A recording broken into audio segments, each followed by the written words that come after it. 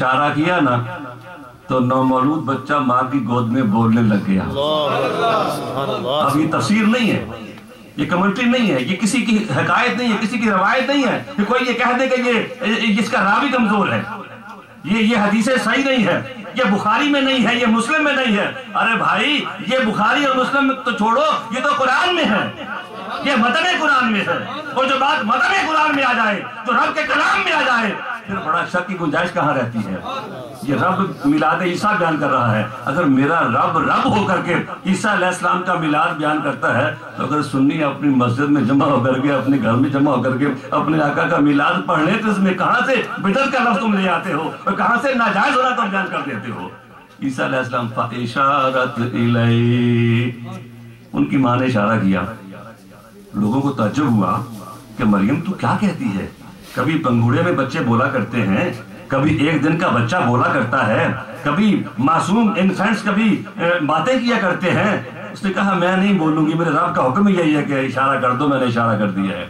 तो माँ की गोद में, मरियम सलामुल्लाह अलैहा की गोद में ईसा अलैहिस्सलाम बोल पड़े, इन्नी अब्दुल्लाह आतानियल किताब वजअलनी नबिय्या, मैं अल्लाह का बंदा हूँ और मुझे उसने किताब अता फरमाई है और मुझे उसने नबी बना दिया है। सुभान अल्लाह, नारे तकबीर, नबी बना दिया है, नारे रिसालत, नारे हैदरी। अब उन लोगों से कहिए, जो लोग ये एतराज वारद करते हैं कि जनाब रसूलुल्लाह सल्लल्लाहु अलैहि वसल्लम के बारे में आप ये कहते हो कि जब आपका मिलाद हुआ तो सजदे की हालत में थे, आंखों में सुरमा लगा हुआ था, आप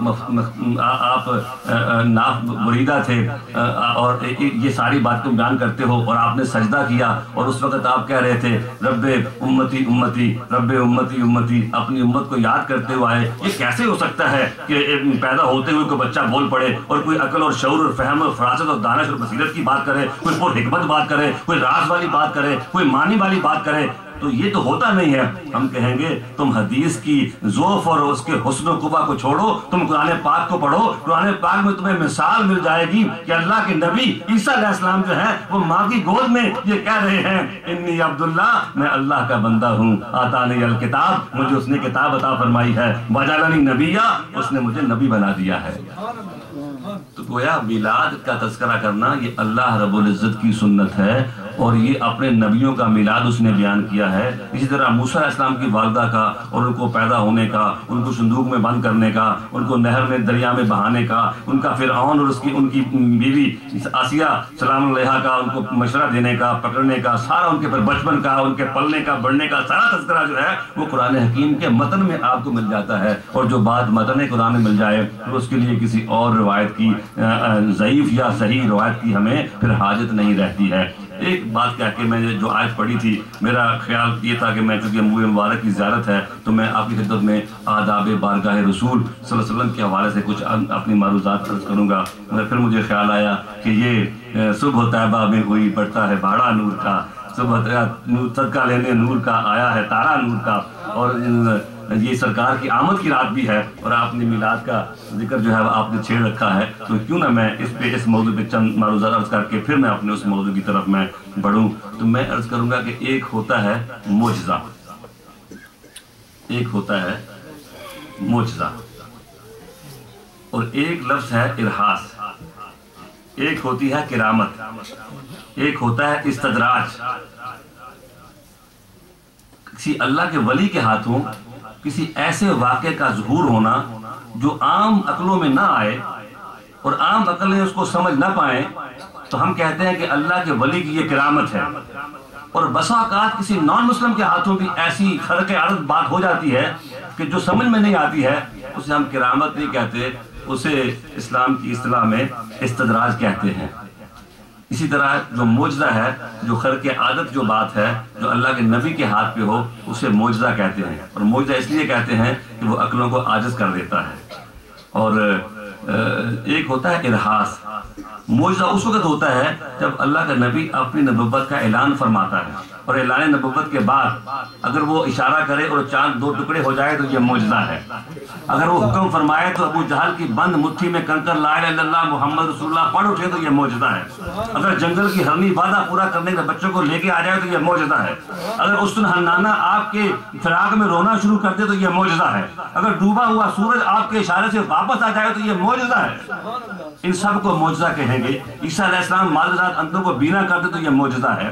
اگر وہ بیماروں کو شفا دے دے تو وہ معجزہ ہے. اگر وہ مردوں کو زندہ کر دے تو یہ معجزہ ہے. مگر ان کا پنگوڑے میں بولنا اسے معجزہ نہیں کہتے, اسے ارہاس کہتے ہیں.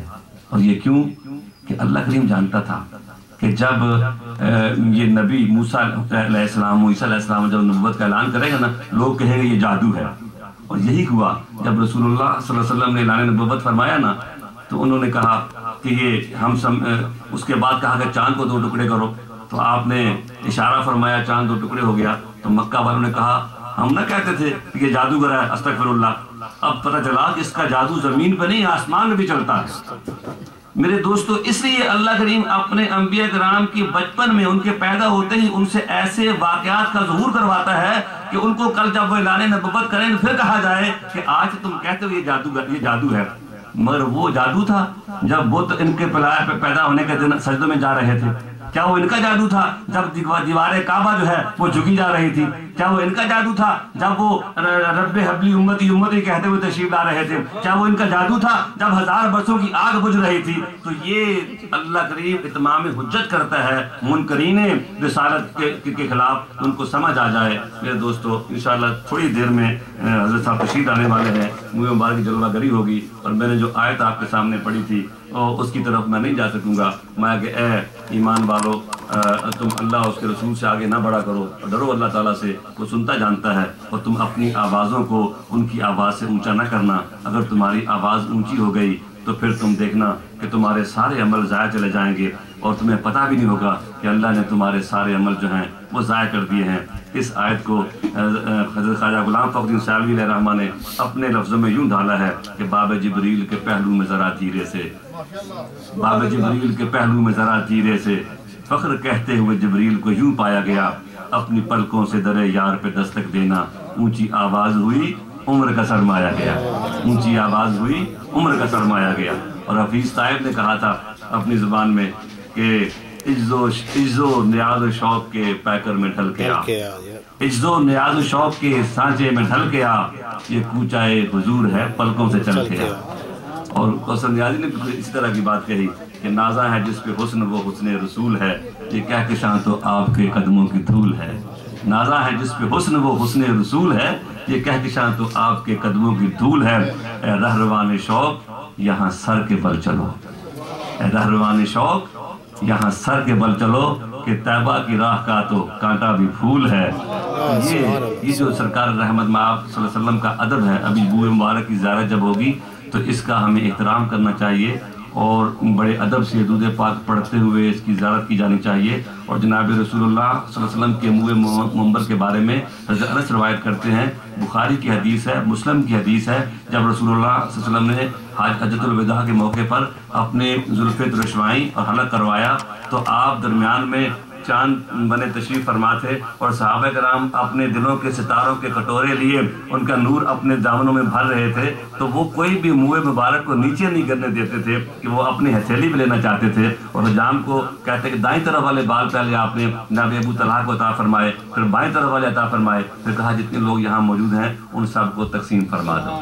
اگر انہی سے ہوتے ہوئے صحابہ کرام نے سے یہ جو حضرت امام ابن سیرین جو خواب کا امام ہے تعبیر کے, وہ کہتے ہیں کہ میں نے اپنے دوست سے کہا کہ میرے پاس حضرت انس کے حوالے سے کچھ منہ مبارک ہیں ہمارے گھر میں.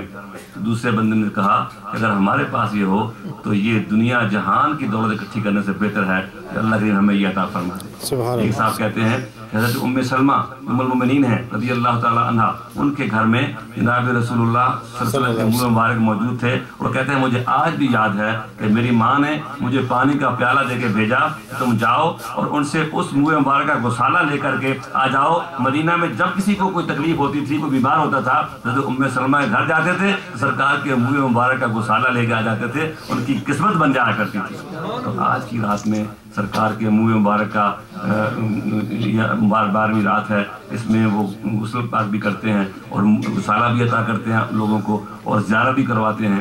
تو آج کی اس رات میں حضور سرکار دو عالم صلی اللہ علیہ وسلم کے اس جو آثار مبارکہ ہیں، اللہ ہمیں اس کی سچی محبت نصیب فرمائے، اور دعا کرتے ہیں کہ جن آنکھوں کو اللہ کریم نے ان کی زیارت نصیب فرمائی ہے وہ رات بھی آئے کہ اللہ کریم ہماری اندھی اور بے نور آنکھوں کو بددعا کے چہرے کی تابانیاں بھی عطا فرمائے۔